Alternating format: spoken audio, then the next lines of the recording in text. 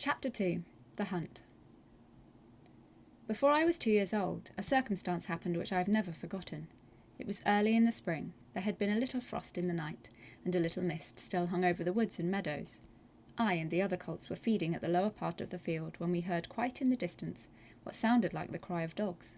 The oldest of the colts raised his head, pricked his ears, and said, "There are the hounds!" and immediately cantered off, followed by the rest of us to the upper part of the field, where we could look over the hedge and see several fields beyond. My mother and an old riding horse of our master's were also standing near, and seemed to know all about it. "They have found a hare," said my mother, "and if they come this way we shall see the hunt." And soon the dogs were all tearing down the field of young wheat next to ours. I never heard such a noise as they made. They did not bark, nor howl, nor whine, but kept on a yo, yo, oh, oh, yo, yo, oh, oh, at the top of their voices. After them came a number of men on horseback, some of them in green coats, all galloping as fast as they could. The old horse snorted and looked eagerly after them, and we young colts wanted to be galloping with them, but they were soon away into the fields lower down.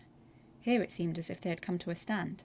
The dogs left off barking and ran about every way with their noses to the ground. "They've lost the scent," said the old horse. "Perhaps the hare will get off." "What hare?" I said. "Oh, I don't know what hare. Likely enough it'll be one of our own hares, out of the woods. Any hare they can find will do for the dogs that meant to run after." And before long the dogs began their yo, yo, oh, oh again, and back they came all together at full speed, making straight for our meadow at the part where the high bank and hedge overhang the brook. "Now we shall see the hare," said my mother, and just then a hare wild with fright rushed by and made for the woods. On came the dogs. They burst over the bank, leaped over the stream, and came dashing across the field, followed by the huntsmen. 6 or 8 men leaped their horses clean over, close upon the dogs.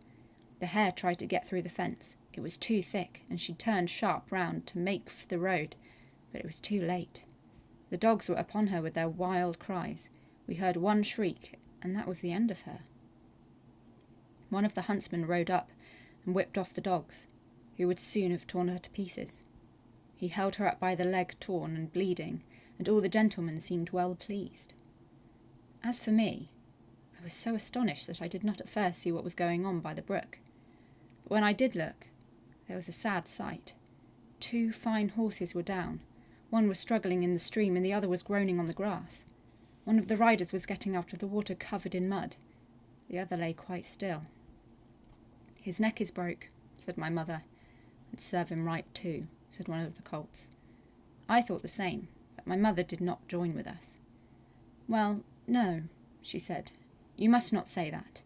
But though I am an old horse, and have seen and heard a great deal, I never yet could make out why men are so fond of this sport.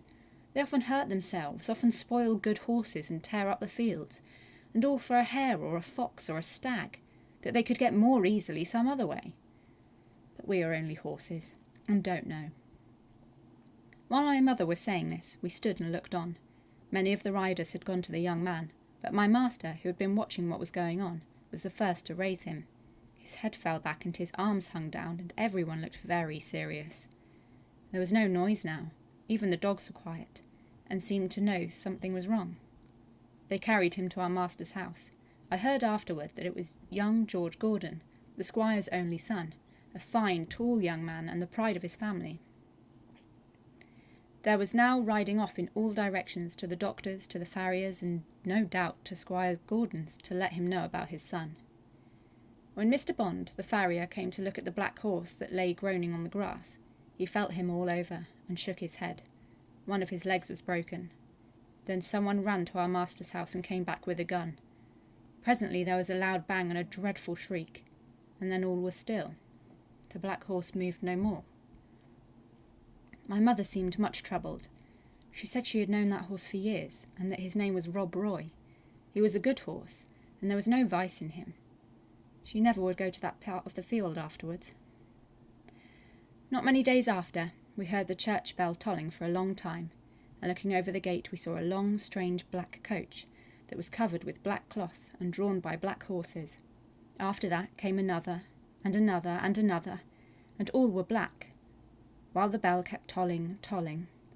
They were carrying young Gordon to the churchyard to bury him. He would never ride again. What they did with Rob Roy I never knew, but 'twas all for one little hare.